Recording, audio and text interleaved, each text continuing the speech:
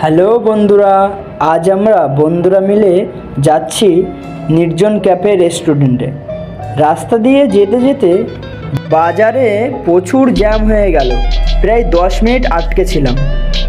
তো আমাদের পিছনেও প্রচুর গাড়ির জ্যাম লেগে গেছে।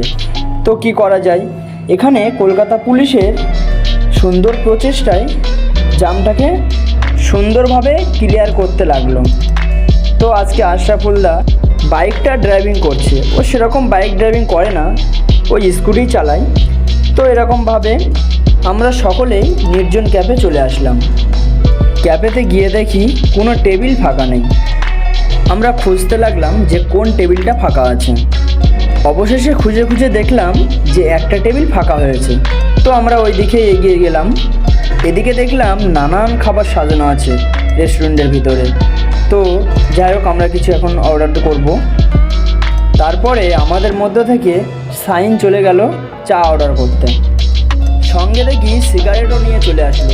তো কি করা যাবে, তারপরে কেউ সিগারেট ধরাচ্ছে, কেউ আবার চা হাতে নিচ্ছে। এদিকে সাইন একটু ক্যালি মারতে যাচ্ছিল, চায়ের উপরে সিগারেটটা রাখছিল। সাইন এবার চা খাচ্ছে। তো সাইনের পাশে একটা সিনিয়র দাদা বসে আছে।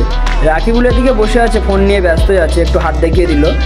তো এক এক করে সবাই এবার চা খাচ্ছে। কেউ তো একসঙ্গে চা খাওয়া হলো, কিন্তু বিল পেমেন্ট কে করেছে সেটা বলছি না। তো বন্ধু